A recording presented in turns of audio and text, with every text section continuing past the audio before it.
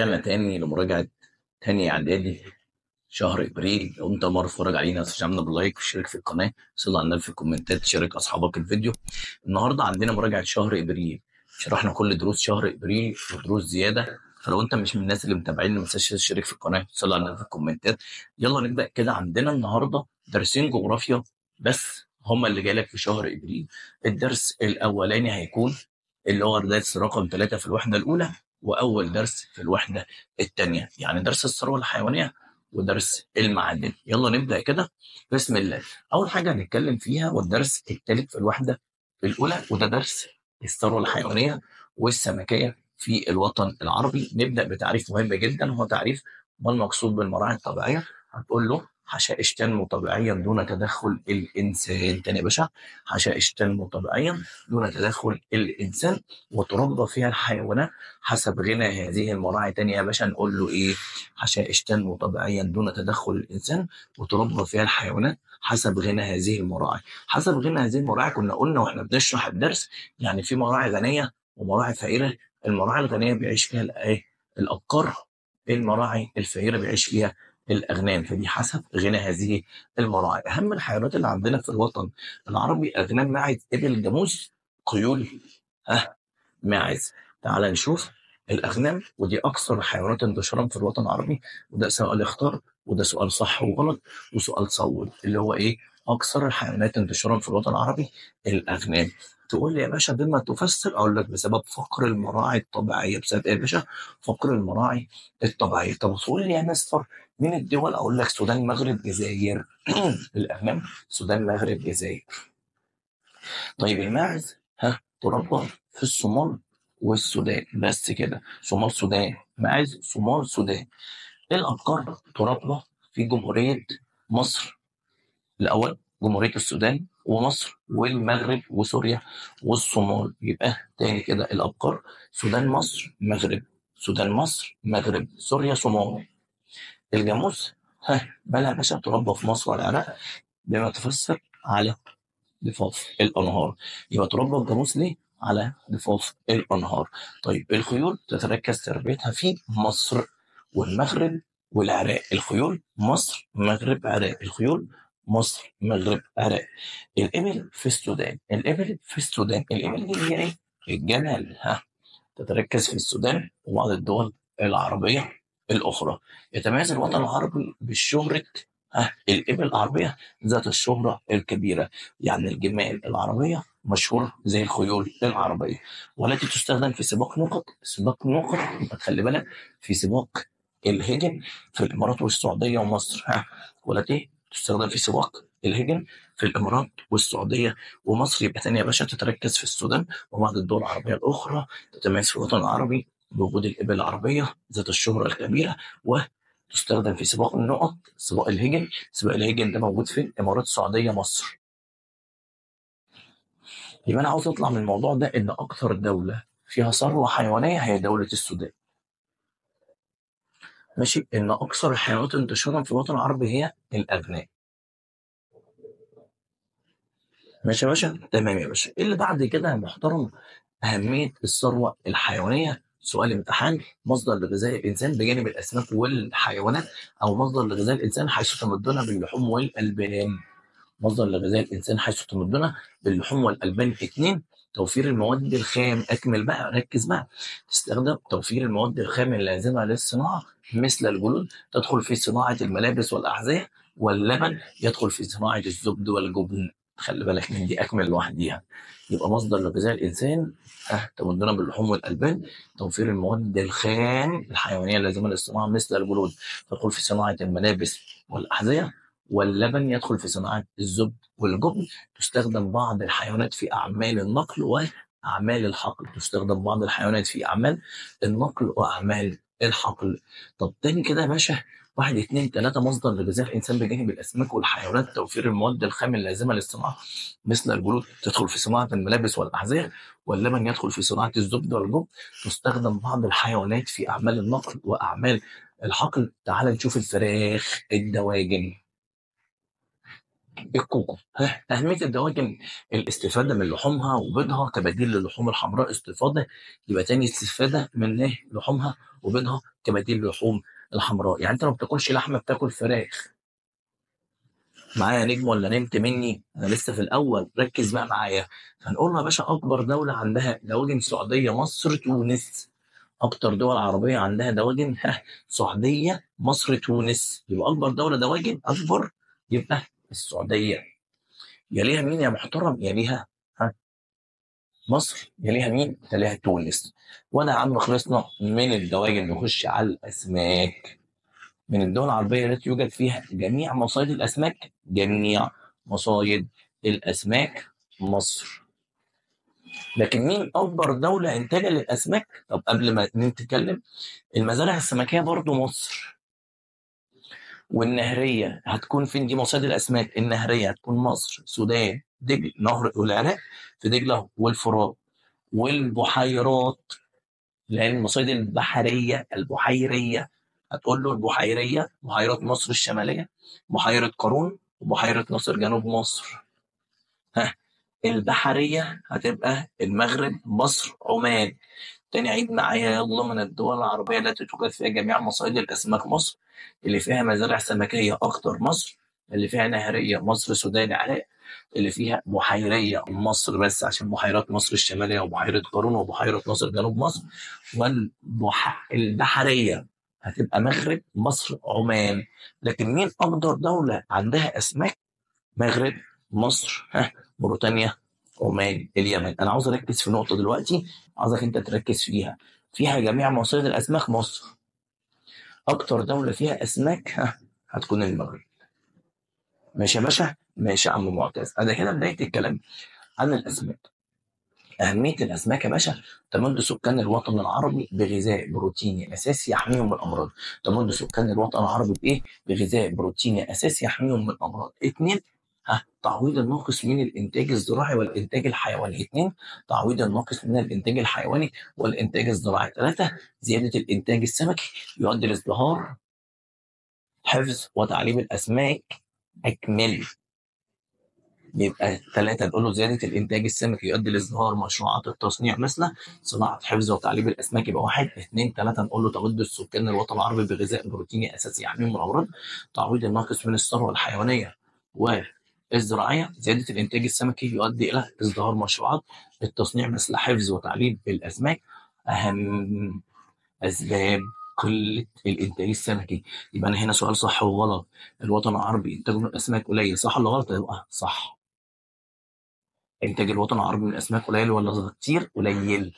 بما تفسر استخدام الصيادين الأساليب البدائية في عملية الصيد ونقل وحفظ الأسماك. استخدام الصيادين الأساليب البدائية في الصيد ونقل وحفظ الأسماك. اثنين، التلوث الذي يؤدي إلى قتل أعداد كبيرة من الأسماك. التلوث الذي يؤدي إلى قتل أعداد كبيرة من الأسماك. ثلاثة، ترك السكان لحرفة الصيد واتجاههم إلى استخراج البترول والصناعة. ترك السكان لحرفة الصيد واتجاههم إلى استخراج البترول والصناعة. واحد، اثنين، ثلاثة، استخدام الصيادين الأساليب البدائية في عملية الصيد ونقل وحفظ الأسماك. التلوث الذي يؤدي لقتل أعداد كبيرة من الأسماك. ترك السكان لحرفة الصيد واتجاههم لاستخراج البترول والصناعة. أربعة، الصيد في الأوقات الممنوعة وباستخدام الشباك الضيقة. الصيد في الأوقات الممنوعة وباستخدام الشباك الضيقة. يبقى يا باشا أسباب قلة الإنتاج السمكي يا معلم خلصت كده. وكده يا أولاد إحنا خلصنا درس الثروة السمكية والحيوانية. طب إيه اللي طالع لنا دلوقتي يا باشا؟ الدرس التاني: المعادن ومصادر الطاقة، اللي هو تاني درس عندك في الامتحان. إيه يا عم؟ درس المعادن ومصادر الطاقة ده التاني في امتحانك، وده ما فيش بعد الدرس ده في الجغرافيا أي شيء. طيب المعادن يا باشا هيبقى حديد، منجنيز، نحاس، رصاص، وزنك. امال ايه الفوسفات والكبريت؟ صخور اقتصاديه. هنتكلم عن الحديد: موريتانيا، جزائر، مصر، مغرب. حديد موريتانيا، جزائر، مصر، مغرب. حديد موريتانيا، جزائر، مصر، مغرب. واهميه الحديد: يستخدم في صناعه حديد التسليح والسيارات والالات. يستخدم في صناعه حديد التسليح والسيارات والالات. المنجنيز مغرب مصر جزائر المنجنيز، مغرب مصر جزائر، وهتبقى صناعه الصلب ومواد الطلاء، وهتبقى ايه يا مستر معتز؟ صناعه الصلب ومواد الطلاء. النحاس يا باشا مغرب عمان جزائر، النحاس مغرب عمان جزائر. ها، هيبقى صناعه اسلاك الكهرباء واسلاك التليفون، صناعه اسلاك الكهرباء واسلاك التليفون. طيب الرصاص والزنك مغرب تونس جزائر، رصاص وزنك مغرب تونس جزائر، رصاص وزنك مغرب تونس جزائر. ويستخدم في صناعه البطاريات والسبائك واسلاك الكهرباء، البطاريات والسبائك واسلاك الكهرباء. خلي بالك ان الاهميه دي تجي لك بما تفسر، ركز. ودلوقتي انا عاوز اقول لك ان حديث موريتانيا، اي حاجه تانية قدامك لغايه دلوقتي ايه؟ مغرب، وهنغنيها في الاخر، اصبر عليا. خش على الصخور الاقتصاديه يا مستر معتز برجليك اليمين. اقول لك يلا بينا يا باشا. الفوسفات مغرب تونس، ها، اردن سوريا مصر، بالترتيب. ها، مغرب تونس اردن سوريا مصر، يبقى مين الاولى في الفوسفات؟ المغرب. طيب يا باشا اهميه الفوسفات؟ لا مش اهميه الفوسفات، يستخدم في صناعه ايه؟ في الصناعات العديده زي الاسمده والجلود والدبغ الجلود والمبيدات والطوب الحراري. تاني الفوسفات يدخل ايه؟ في صناعه الاسمده والمبيدات ودبغ الجلود والطوب الحراري والكبريت يا باشا، عراق جزائر سوريا. الكبريت عراق جزائر ايه برنس الجيل سوريا. يدخل في الصناعات الكيميائيه، الكبريت يدخل في الصناعات الايه؟ الكيميائيه. مستر كنت انت شرح لنا في الدرس حاجات تانية غير كده. كله يا باشا متفصص وهيتحط في مخك، كله متفصص وهحطه لك في مخك دلوقتي. يبقى دلوقتي الفوسفات مغرب تونس اردن سوريا مصر، الكبريت عراق جزائر سوريا. ركز معايا ان اي حاجه قدامي على السبوره دلوقتي، اي حاجه قدامي على الشاشه دلوقتي، ها، حديد موريتانيا، كبريت عراق، واي معدن تاني مغرب. حديد موريتانيا وكبريت عراق واي معدن تاني مغرب. تمام يا باشا. تمام مستر معتز. ايه اللي هنتكلم عنه؟ مصادر الطاقه، بترول وغاز وفحم وطاقه كهرومائيه، بترول وفحم وغاز وطاقه كهرومائيه. البترول اهميته يستخدم في صناعه، لا يا باشا، يستخدم في اداره المصانع ووسائل النقل المختلفه، يستخدم في اداره المصانع ووسائل النقل المختلفه. وتدخل بعض مشتقاته في العديد من المنتجات مثل الكيماويات والالياف الصناعيه. تاني يستخدم في اداره المصانع ووسائل النقل المختلفة، ويدخل مشتقاته في العديد من المنتجات مثل الكيماويات والألياف الصناعية. ويستخدم كمان في مشتقاته في العديد من المنتجات مثل السولار والبنزين. تاني يستخرج منه مشتقات عديدة مثل السولار والبنزين. ومصدر رئيسي للدخل لبعض الدول العربية، خاصة دول الخليج. واحد اتنين تلاتة أربعة هنقول له يستخدم في إدارة المصانع ووسائل النقل المختلفة. تدخل بعض مشتقاته في العديد من المنتجات مثل الكيماويات والالياف الصناعيه. يستخدم في صناعه مشتقات عديده مثل السولار والبنزين.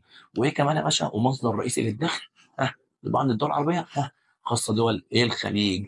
طب يا مستر معتز مين يقول بترول سعوديه؟ يبقى انت النهارده سمعت مني سعوديه مرتين، سعوديه دواجن وسعوديه بترول. وهتسمعها كمان في الغاز الطبيعي. يبقى النهارده سعوديه كم مره؟ النهارده سعوديه 3 مرات، دواجن بترول غاز طبيعي. هنخش في ايه دلوقتي يا مستر معتز في الغاز الطبيعي واهميته؟ ده سؤال، وفي سؤال تاني جايبه لك بعد دي. تعال نشوف الغاز الطبيعي. اقل تلوثا للبيئه، سهل النقل، رخيص الثمن مقارنه بالبترول. يبقى اهميه الغاز اقل تلوثا للبيئه، سهل النقل، اقل تلوثا للبيئه، سهل النقل، رخيص الثمن مقارنه بالبترول، اقل تلوثا للبيئه، سهل النقل، رخيص الثمن مقارنه بالبترول. طيب يا باشا، مين الدول؟ السعودية الجزائر مصر قطر، السعودية الجزائر مصر قطر. والفحم ملوش أهمية. وعندي مصر المغرب مصر جزائر، مغرب مصر جزائر. والطاقة الكهرومائية هتكون يا باشا مصر السودان عراق مغرب، مصر السودان عراق مغرب. ويجي عليها سؤال بما تفسر، هتقول له لوجود الانهار والمساقط المائيه، وجود الانهار والمساقط المائيه. يبقى اهميه الغاز هقولها اخر مره، قليله تلوثا للبيئه، سهل النقل، ها، رخيص الثمن مقارنة بإيه يا معلمي؟ بالبترول. في بقى شوية أسئلة دي كده آخر حتى هنتكلم عنها. خلاص كده أنا خلصت الجغرافيا، أخش على التاريخ، الدروس اللي عليها الدور. طب يلا كده. يزداد إنتاج الوطن العربي من الغاز. ده جزء أو ده كلام؟ ده كلام غير أهمية الغاز. لما يجي يقول لك تزايد إنتاج الوطن العربي من الغاز، مش هتقول له سهل النقل، هتقول له إيه؟ تقدم تكنولوجيا تسييل الغاز ونقله وزيادة الطلب عليه، زيادة تقدم تكنولوجيا تسييل الغاز ونقله وزيادة الطلب عليه. طيب تاني سؤال عندي، يعد الفوسفات من أهم الصخور الاقتصادية. مش هقول له يدخل في الأسمدة والمبيدات ودبر الجلود والطوب الحراري. لو جه قال لك أهمية الفوسفات هتقول له يدخل في العديد من الصناعات وما تكتبلوش الصناعات يا عم. والانتاج 33 والاحتياطي 40. يبقى دلوقتي اهميه الفوسفات يدخل في العديد من الصناعات، والانتاج 33 والاحتياطي 40. طيب يا باشا، اختلف توزيع المعادن من دوله لاخرى، ما النتائج؟ تقول له تبادل الثروات بين سكان الوطن العربي فيزداد تقاربهم وتوحدهم. تاني يا باشا، تزايد تبادل ثروات سكان الوطن العربي فيزداد تقاربهم وتوحدهم. الكبريت كان في حتى انت سألني عليه وانا بشرح، الكبريت يوجد منفردا يعني لوحده او مختلطا بنقط ونقط بالغاز الطبيعي والحديد. يبقى الكبريت اما منفردا او مختلطا بالغاز الطبيعي والحديد. دي كده برنس الجيل، انا خلصت الدرس الاول والثاني في الامتحان. كجغرافيا لسه التاريخ عندي اخر درسين في الوحده الثالثه واول درسين في الوحده الرابعه. يلا بينا. الدوله الايوبيه دي الدرس الرابع في الوحده زي ما احنا قلنا الثالثه. طيب الدوله الايوبيه اول تعريف فيها هو الصليبيين.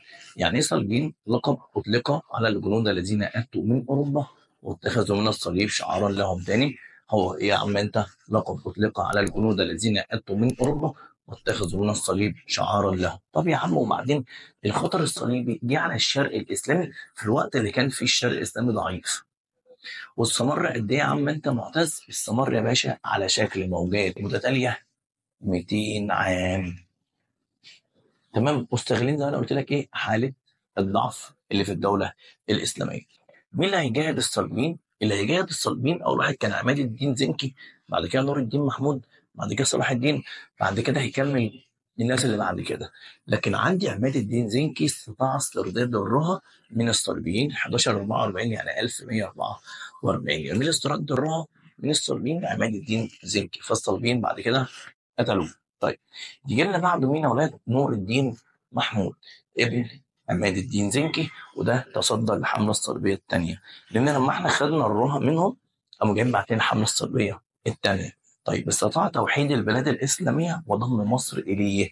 استطاع توحيد الدوله الاسلاميه وضم مصر اليه. ثلاثه، حرر الكثير من المدن الاسلاميه. ثلاثه يا مستر، حرر الكثير من المدن الاسلاميه. يبقى واحد اثنين ثلاثه، تصدى الحملات الصليبيه الثانيه، استطاع توحيد البلاد الاسلاميه وضم مصر اليه، حرر الكثير من المدن الاسلاميه. طيب يجي لنا بعد كده مين يا باشا؟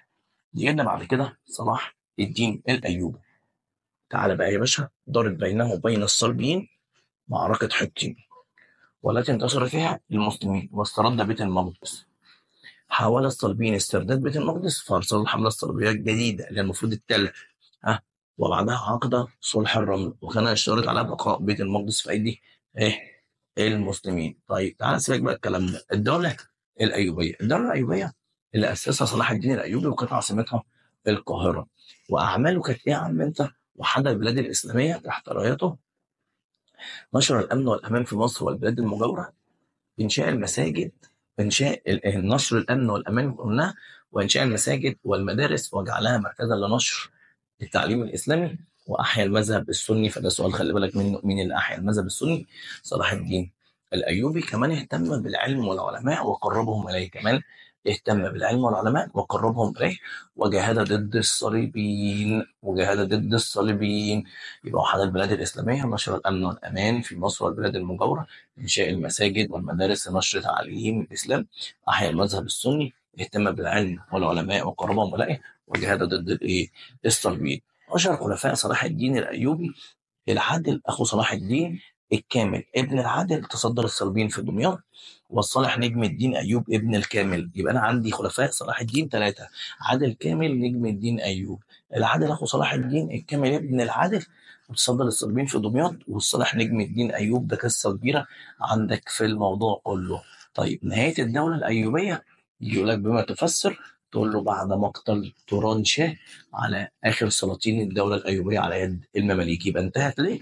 لان المماليك قتلوا توران شاه اخر خلفاء الدوله الايوبيه. فده سؤال كمان اكمل، من اخر خلفاء الدوله الايوبيه؟ هيبقى السلطان توران شاه. طيب يا عم معتز، نجاح الحمله الصليبيه الاولى يعني ما النتائج المترتبه على الحمله الصليبيه الاولى؟ قلت له نجحوا في تكوين ثلاثه امارات ومملكه: الرها، اماره الرها إمارة أنطاكيا، إمارة طرابلس، مملكة بيت المقدس. تاني إمارة الروم، إمارة أنطاكيا، إمارة طرابلس، مملكة بيت المقدس. أسباب معركة حطين: اعتراض الأمراء الصليبيين وقوافل الحجاج المسلمين، خاصة إرناط أمير حصن القرق. تاني يا باشا، أسباب معركة حطين هنقول له اعتراض الأمراء الصليبيين، قوافل الحجاج المسلمين، خاصة إرناط أمير حصن القرق. تمام. نتائج معركة حطين، يبقى في فرق في بتفسر وفي نتائج. النتائج كانت لسه قايلها لك من شويه: انتصار المسلمين، هزيمه الصليبيين، اسر ملك بيت المقدس، واسر ارناط صلاح الدين قتلوه بيده. صلح الرمله لسه برضه متكلمين عنه، تعال نفصصه وركز معايا. اسباب صلح الرمله هيبقى بما تفسر صلح الرمله: عجز ريتشارد قلب الاسد عن هزيمه صلاح الدين. عجز ريتشارد قلب الاسد عن هزيمه صلاح الدين. نتائجها: عاد ريتشارد قلب الاسد الى بلاده. يبقى ما اجي اقول لك نتائج صلح الرمله تقول لي عاد ريتشارد قلب الاسد الى بلاده. خلي بالك ان الصفحه دي انا مفصص لك الدرس، ولا خد في مخك خد في مخك خد في مخك. تمام يا باشا، تمام يا عم معتز. خلصت الدولة الأيوبية، يجي لنا بعد كده دولة المماليك. مين هم المماليك يا عم؟ مجموعة من أجناس مختلفة جلبهم الأيوبيون من أسواق الرقيق وأسرى الحروب للعمل في الجيش وحراسة السلاطين. تاني يا باشا، المماليك هم إيه؟ مجموعة من أجناس مختلفة جلبهم الأيوبيون من أسواق الرقيق وأسرى الحروب للعمل في الجيش وحراسة السلاطين. خلاص يا باشا، قامت دولة المماليك، لسه مش قايلينها من شوية، بعد مقتل توران شاه آخر خلفاء الدولة الأيوبية على يد المماليك. فاجتمع المماليك وقرروا تنصيب شجرة الدر على حكم مصر. بعد مقتل توران شاه المماليك قعدوا مع بعض، هنعين مين؟ قالوا هنعين شجرة الدر. فكانت شجرة الدر أول امرأة أو ملكة على البلاد، والتي تنازلت لزوجها عز الدين أيبك عن الحكم، فقامت دولة المماليك. يبقى أنا هنا عايز لك سؤال جميل جدا: إيه هو يا عم معتز؟ ركز معايا وما تنساش تعمل باللايك، صلي على في الكومنتات يا باشا. أول خلفاء الدولة الأيوبية، ها، عز الدين أيبك، مش شجرة الدر. أول خلفاء الدولة الأيوبية عز الدين أيبك، مش شجرة الدر. طب يا باشا، ها معلق حتى هنا، حتى هنا إيه؟ تنازلت لعز الدين ايبك على الحكم، ولذلك قامت دوله المماليك. يبقى مين هو؟ عز الدين ايبك. تمام. مده حكم الدوله دي يا جدعان 250، يعني قرنين ونص من الزمان. الحته اللي جايه بالاحمر دي سؤال صح وغلط. لم يتخذ المماليك دائما بمبدا الوراثه. يعني ايه؟ مش وراثه زي الايوبيه ولا العباسيه ولا الفاطميه، ولا امال ايه يا عم المعتز؟ بالوراثه شغال، بالقوه شغال، يعني في كله شغال. قال لك هو لم يتخذ المماليك بمبدأ الوراثة على العرش دائما، وكان الطريق مفتوحا أمام من يقدر على الوصول للحكم. الطريق مفتوح قدامك اللي يقدر يوصل الحكم. أشهر سلاطينها عز الدين أيبك اللي زوجه شجرة الدر وتنازلت لها على الحكم، والمنصور علي ابن عز الدين أيبك وكان صغيرا وتولى الحكم. مين تاني عمرو معتز؟ وسيف الدين قطز تولى الحكم بعد عزل المنصور علي، لان الدوله كانت ايه؟ هاجي اقول لك بقى تفسر عزل المنصور علي وتعيين سيف الدين قطز، تقول لي لان الدوله كانت في حاجه لحاكم قوي يتصدى لخطر المغول على مصر والعالم الاسلامي. يبقى سيف الدين قطز شال المنصور علي ليه؟ ما تقوليش عشان كان صغير، لا ما تقوليش دي. اما انا اقول لك يا مستر معتز، اقول لك لان الدوله كانت في حاجه لحاكم قوي يتصدى لخطر المغول. طيب يا باشا، الظاهر بيبرس لحق الصليبيين والمغول، يعني حارب الصليبيين وحارب كمان المغول. امال مين اللي حارب المغول الاول؟ كان سيف الدين قطز، واللي انتصر عليهم في معركه عين جالوت، وهنتكلم عنها كمان شويه.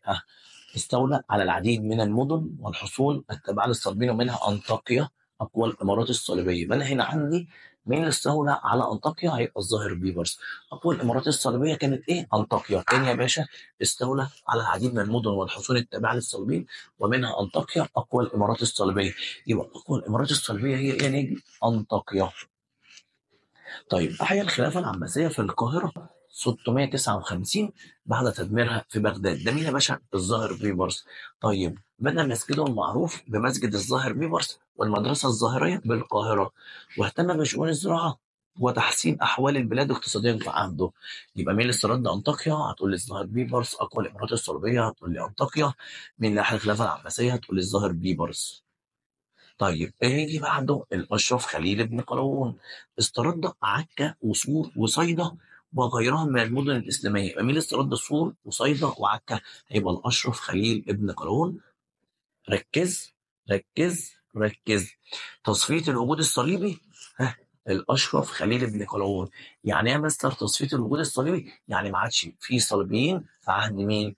الأشرف خليل بن قلاوون. يبقى مين استرد عكا وصور وصيدا؟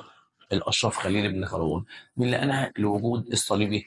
الأشرف خليل بن قلاوون. مين اللي بعده؟ الناصر محمد ابن قلاوون. والراجل ده يا باشا عمل إيه؟ أقام حضارة عمرانية لم تشهدها مصر في أحد المماليك. تاني يا باشا، اهتم بإقامة حضارة عمرانية لم تشهدها أحد من سلاطين المماليك. تعالى يا برنس الجيل نشوف أحوال مصر في عهد دولة المماليك. هتقول لي سياسيا، أقول لك أيوه، واقتصاديا وثقافيا كمان. سياسيا هتقول له احتلت مصر مركز الصدارة في العالم الإسلامي. يعني إيه يا مستر معتز؟ يعني مصر كانت رقم واحد في عهد المماليك. ليه يا عم؟ قال لك واحد، لأنها استطاعت تصفية الصليبيين في بلاد المسلمين، هي دي اللي مشت الصليبيين. اتنين يا باشا، التصدي لخطر المغول وحماية معالم الحضارة الإسلامية من التدمير. يبقى واحد اتنين، تصفية الوجود الصليبي من بلاد المسلمين، والتصدي لخطر المغول وحماية معالم الحضارة الإسلامية من التدمير. طب ايه اللي بعد كده؟ الثقافية. هتقول له ايه في الثقافية؟ تعالى، اهتموا بالعلم والعلماء، واصبح العلماء في عهدهم مكانة كبيرة. انشاء المدارس مثل المدرسة الناصرية، ركز في اللي جايه، والذي انشاها الناصر محمد. يبقى مين اللي عمل المدرسة الناصرية؟ الناصر محمد.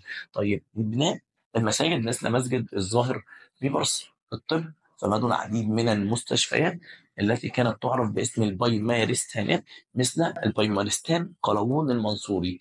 يبقى انا عندي مين اللي عمل المدرسه الناصريه؟ يبقى الناصر محمد. مين اللي عمل مسجد الظاهر؟ يبقى الظاهر بيبرس. مين اللي عمل البيمارستان؟ السلطان قلاوون المنصوري. الاقتصاد يا باشا، يبقى هتكلم عن زراعه وصناعه. هقول لك في الصناعه كانت مصر في عهد المماليك مركز الصناعه في العالم الاسلامي. كمان اهتموا بالزراعه، واي حد بيهتم بالزراعه يبقى هي اعمال ثابته. يعني حفر الترع، اقامه الجسور، تنوعت المحاصيل. يبقى حفر الترع، اقامه الجسور، تنوعت المحاصيل. لغايه هنا يا باشا انا ما خلصتش. في شويه حاجات انا قايلهم لك، شويه حاجات كده بتاعنا وسط السطور طلعتها لك من بين السطور عشان خد في مخك، خد في مخك. يبقى نهايه دوله المماليك تدهورت الأحوال الاقتصادية لمصر بسبب اكتشاف البرتغاليين طريق رأس الرجاء الصالح. يبقى تاني يا باشا تدهورت أحوال مصر الاقتصادية. ليه يا باشا؟ بسبب اكتشاف البرتغاليين طريق رأس الرجاء الصالح. نجاح معركة الريدانية. نتائج معركة الريدانية، انتهاء دولة المماليك والخلافة العباسية، أصبحت مصر ولاية عثمانية. انتهاء دولة المماليك والخلافة العباسية وأصبحت مصر ولاية عثمانية. نتائجها تقول له دخول المغول بغداد. دخول المغول بغداد. هنقول له واحد، قتل الخليفة. نتائج يعني دخول بغداد يعني المغول بغداد. نتائجها هنقول له قتل الخليفة العباسي المستعصم بالله واسقاط الخلافه العباسيه. انا هنا برضو بجيب لك سؤال من جوه السطور، بقول لك خد في مخك مين اخر خلفاء الدوله العباسيه؟ المستعصم. ده اخر واحد بقى، خلاص ما عادش في عباسيين بعده. اتنين، خربوا البلاد، قتلوا الاف من الرجال والنساء، وقتلوا وسلبوا الاموال. هدم المساجد وقتل العلماء واحرقوا الكتب والقوا ما تبقى منها في نهر دجله. يبقى تاني من النتائج المترتبه على دخول المغول بغداد؟ هتقول له واحد، قتل الخليفه العباسي المستعصم واسقاط الخلافه العباسيه، خربوا البلاد، قتلوا الالاف من الرجال والنساء وسلبوا الاموال، هدموا المساجد، قتلوا العلماء وحرقوا الكتب والقوا ما تبقى منها في نهر يا معلم دجله. نتائج معركة عين جالوت، هتقول له يا باشا انتصار المسلمين وهزيمة المغول هزيمة ساحقة، وحماية مصر والعالم الإسلامي من التدمير. يبقى تاني يا باشا، حماية مصر والعالم الإسلامي من التدمير من خطر المغول بفضل وحدة المسلمين وإيمانهم. يبقى انتصار المماليك، هزيمة المغول هزيمة ساحقة، حماية مصر والعالم الإسلامي من خطر المغول. يا باشا كده أنا دخلت في الوحدة الرابعة، روائع الحضارة الإسلامية في الحكم والإدارة. أسس قيام الحضارة الإسلامية، سؤال امتحان، سؤال مهم تخلي بالك منه. هتقول له ارتباطها بالدين الإسلامي، محافظتها على اللغة العربية، اهتمامهم بالعلم، استنادها لقواعد أخلاقية، انفتاحها على الحضارات الأخرى. يبقى تاني يا باشا، أسس قيام الحضارة الإسلامية، تركز معايا نقول له إيه؟ ارتباطها بالدين الإسلامي، محافظتها على اللغة العربية، اهتمامهم بالعلم، استنادهم إلى قواعد أخلاقية، وانفتاحها على الحضارات الأخرى. الخلافة يا باشا يقصد بها إيه؟ يعني ما المقصود بالخلافة؟ تقول له رئاسة عامة في أمور الدين والدنيا نيابة عن الرسول عليه الصلاة والسلام. تاني يا باشا، الخلافة رئاسة عامة في أمور الدين والدنيا نيابة عن الرسول، نشأت بعد وفاة الرسول ولم يعين أحد، وطرق الأمر شورى بين المسلمين. في عهد الخلفاء الراشدين اتخذوا مبدأ الشورى في اختيار الخليفة. يبقى تاني يا باشا هنقول له نشأت بعد وفاة الرسول ولم يعين أحد، وطرق الأمر شورى بين المسلمين في عهد الخلفاء الراشدين، واتخذوا مبدأ الشورى في اختيار الخليفة. يبقى تاني، ما المقصود بالخلافة؟ رئاسة عامة في أمور الدين والدنيا نيابة عن الرسول. الأمر بين الرسول سابوا شورى، لكن في عهد الخلفاء الراشدين برضه شورى، لكن في عهد الدولة الأموية وعهد الدولة العباسية بقى وراثة. ماشي يا باشا؟ ها، الوزارة يعني إيه؟ ما المقصود بالوزارة؟ منصب سياسي يعني معاونة الخليفة في شؤون الحكم. تاني يا باشا، هو منصب سياسي يعني معاونة الخليفة في شؤون الحكم. عرفت من حيث المعنى في عهد الرسول، واستمر في عهد الخلفاء الراشدين من حيث برضه المعنى، واستمر في عهد الخلفاء الراشدين والدولة الأموية من حيث المعنى. لكن في عهد الدولة العباسية عرفت لفظا ومعنى ووظيفة رسمية. يبقى دلوقتي الوزارة بقت وظيفة في عهد مين؟ بقت وظيفة في عهد الدولة العباسية. يبقى في عهد الدولة العباسية عرفت لفظا ومعنى ووظيفة. طيب في عهد مين؟ في الدولة العباسية. يجي بعد كده يا باشا الإمارة، وبعد كده بقيت كل حاجة عندنا. الإمارة يا باشا يعني إيه؟ تعالى يا برنس. عرفت الإمارة منصب الإمارة منذ عهد الرسول. هتقول له ليه؟ هتقول له كان الرسول يرسلهم إلى المدن والإمارات المفتوحة ليعلموا أمور دينهم ولإمامتهم في الصلاة. دي وظيفته أيام الرسول وأيام أبو بكر الصديق. لكن في عهد عمر بن الخطاب ومع اتساع الدولة الإسلامية عين عمر بن الخطاب على كل ولاية واليا. قال لك اهو، فقام بتقسيمها الى عده ولايات، وعلينا على كل واحد منها واليا يدير شؤون الولايه. يجي بعد الاماره الدواوين، وبرضه نشأة الدواوين في عهد الخليفه عمر بن الخطاب. هنا هيقول لك بما تفسر. اقول لك انا اي سؤال يجي لك لعمر بن الخطاب ويقول لك بما تفسر، تقول له بسبب اتساع الدوله الاسلاميه وكثره الامور المتعلقه بها في كافه المجالات المختلفه. يبقى عمر بن الخطاب عمل الدواوين ليه؟ هتقول لي بسبب اتساع الدوله الاسلاميه، وايه كمان يا عم معتز؟ وكثره الامور المتعلقه بالدوله الاسلاميه في كافه المجالات المختلفه. بدات يا باشا بديوان الجند وديوان الخراج وديوان بيت المال، وكل حد يجي بعد عمر يزود دواوين. قال لك وزاد التوسع الدواوين في عهد الدولتين الامويه والعباسيه. يبقى طول عصر الخلفاء الراشدين هو ديوان الجند، ديوان الخراج، ديوان بيت المال. في عهد الدوله الامويه زادت، في عهد الدوله العباسيه زادت. تمام. الحسبة سؤال انت ما تاخدش بالك منه، ما المقصود بالحسبة؟ ارشاد الناس وتوجيههم الى السلوك القويم في العبادات والمعاملات التجارية. تاني يا باشا، ارشاد الناس وتوجيههم الى السلوك القويم في المعاملات التجارية. كان الخليفة عمر بن الخطاب ماله باشا؟ يخرج الى الاسواق يراقب المكاييل والموازين، ويحث الناس على الالتزام بالاداب العامة، ومع استمرار ذلك في عهد الايه؟ الامويين. تاني يا باشا نقول له ايه؟ يقصد بها ايه؟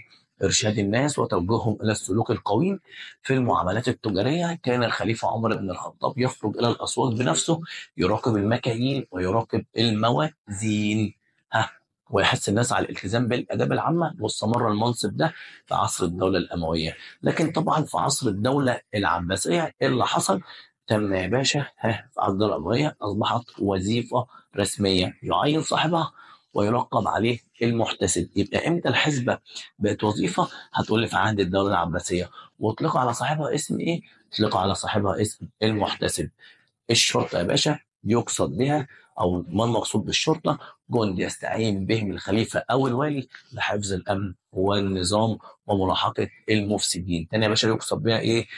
هم جنود يستعين بهم الخليفه او الوالي لحفظ الامن والنظام وملاحقه المفسدين. نظمت الشرطة في عهد مين؟ علي بن أبي طالب. يبقى مين اللي عمل الشرطة؟ علي بن أبي طالب. تمام. لقب صاحبها أو رئيسها باسم إيه يا باشا؟ صاحب الشرطة. لكن في عهد الدولة الأموية وعهد الدولة العباسية زادت مسؤولية صاحب الشرطة، فبقى من حقهم النظر في الجرائم، إقامة الحدود، المحافظة على حياة الخلفاء. يبقى دلوقتي في عهد الأمويين والعباسيين تطورت وظيفة صاحب الشرطة، فبقى من حقه يا باشا النظر في الجرائم، إقامة الحدود، المحافظة على حياة الخلفاء. يبقى الدواوين عمر بن الخطاب، الشرطة علي بن أبي طالب. تمام. القضاء والجيش والاسطول. وكده يا باشا بنخلص الدرس ده، بس لسه فيه. القضاء يقصد به ايه يا باشا؟ منصب ظهر مبكرا في الدوله الاسلاميه ويحكم صاحبه بما جاء في كتاب الله وسنه نبيه، يعني بيحكم زي ما الرسول كان بيحكم. طب مين اول قاضي في الاسلام؟ هو الرسول يا عم. اول قاضي في الاسلام مين؟ الرسول. ها، كان الرسول اول قاضي في الاسلام، وفي عهد عمر بن الخطاب مع اتساع الدوله الاسلاميه عين عمر بن الخطاب وعلى كل ولايه قاضي. يبقى عينه عمر بن الخطاب على كل ولايه ولي، وده له سلطه لوحده، وقاضي وده برضه له سلطه لوحده على كل ولايه قاضي. وفي عهد الدوله الامويه وعهد العباسيه اللي حصل، استمر القضاء يحكم بما جاء في كتاب الله وسنه نبيه، ولا يتدخل الخلفاء في احكام القضاء. سؤال صح وغلط. ولا يتدخل الخلفاء في احكام القضاء. تعامل معتز. فاضل ايه؟ فاضل الجيش والاسطول. الجيش يا باشا ظهر من ايام الرسول لما هاجر. قال لك الجيش كان هو الرسول والقائد الاعلى للجيش، وكان الالتحاق ايام الرسول والخلفاء الراشدين اختياريا. يعني اختياريا يعني بالمزاج. اللي عاوز يشترك معانا يشترك، يعني في غزوه اللي عاوز يجي يجي واللي مش عاوز يجي ما يجيش. ده كان ايه؟ اختيار. تحول الجيش اختياري. ولكن مع اتساع الدوله الاسلاميه بعد عمر بن الخطاب عمل ايه؟ قام الخليفه عمر بن الخطاب بتنظيم الجيش وانشاء ديوان الجند. ديوان الجند قال لك هيجي يقول لك بقى تفسر انشاء ديوان الجند ليه؟ تقول له تسجيل اسماء الجند وتحديد وظائفهم. تسجيل اسماء الجند وتحديد وظائفهم. وفي عهد الدوله الامويه وعهد الدوله العباسيه اصبح التجنيد اجباري. يبقى الرسول والخلفاء اختياري، امويه عباسيه اجباري. والاسطول يعني ايه يا باشا؟ ها، الاسطول يا باشا انشاء الاسطول في عهد عثمان بن عفان. يبقى شرطه عليه دواوين عمر، اسطول عثمان بن عفان. ماشي. انشاء الاسطول هنقول له ها، ما النتائج؟ نجح في صد هجمات الدولة البيزنطية والانتصار في معركة ذات الصواري وفتح جزيرتي قبرص ورودس. السؤال اللي قدامك ده ايه؟ السؤال اللي قدامك ده ما النتائج؟ ما النتائج المترتبة على إنشاء الأسطول في عهد عثمان؟ هو نفس السؤال. بما تفسر إنشاء عثمان بن عفان الأسطول، بس ده إجابة وده إجابة. دي إجابة إيه يا مستر معتز؟ دي إجابة ما النتائج. فما النتائج المترتبة على إنشاء عثمان الأسطول؟ هتقول له نجح في صد هجمات الدولة البيزنطية والانتصار عليها في معركة ذات الصواري وفتح جزيرتي يا باشا قبرص. روائع حضارتنا الإسلامية النظام الاقتصادي والاجتماعي. نبدأ بكلامنا بإيه؟ بإنشاء بيت المال. إنشاء بيت المال في عهد مين؟ إنشاء بيت المال في عهد الخليفة عمر بن الخطاب. فيها إيرادات وفيها مصروفات. فيها إيرادات يعني زكاة، يعني خراج، يعني جزية، يعني عشور، يعني ركاز، يعني غنيمه.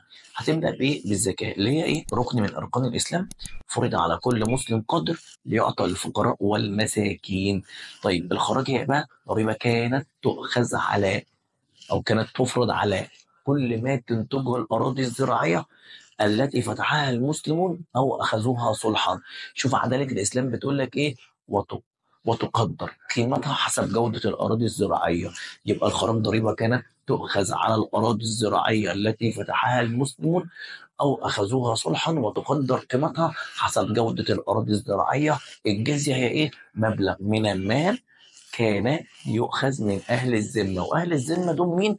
المسيحيين واليهود، مقابل حمايتهم ويعفى منها غير القادرين والنساء والاطفال ورجال الدين. ركز معايا يا برنس وانا بقول لك ان اهل الذمه اليهود والمسيحيين، وما كانت تؤخذ يبقى هم دلوقتي ما بيشتركوا معانا في الجيش. ها، يبقى الجزية هي ايه؟ مبلغ من المال كان يؤخذ من اهل الذمه مقابل حمايتهم ويعفى منها غير القادرين والنساء والأطفال ورجال الدين. العشور هي إيه؟ ضريبة تؤخذ على بضائع التجار غير المسلمين. ليه؟ نظير مرور تجارتهم داخل الدولة الإسلامية.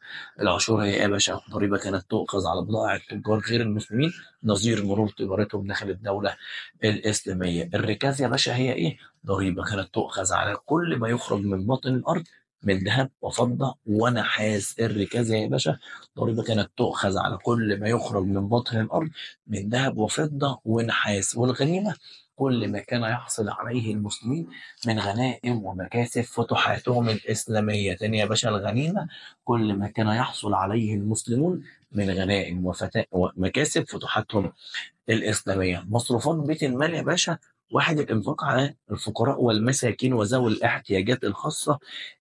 اتنين، إنشاء المؤسسات التعليمية والصحية.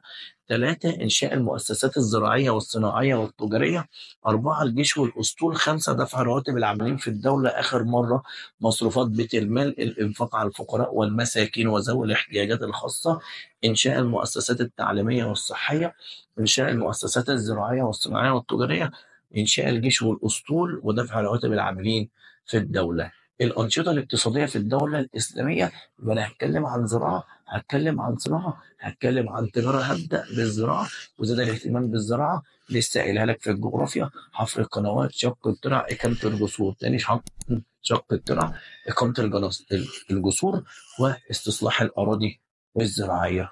يجي يقول لك من النتائج المترتبة على تنوع المناخ، برضو أنت حافظه من الجغرافيا: إنتاج أو تنوع المحاصيل الزراعية. في الصناعة هاجي أقول لك تطورت الصناعة الإسلامية. هتقول لي بسبب توفر مواد الخام. يبقى الصناعة موجودة في الوطن العربي ليه؟ بسبب توفر المواد الخام.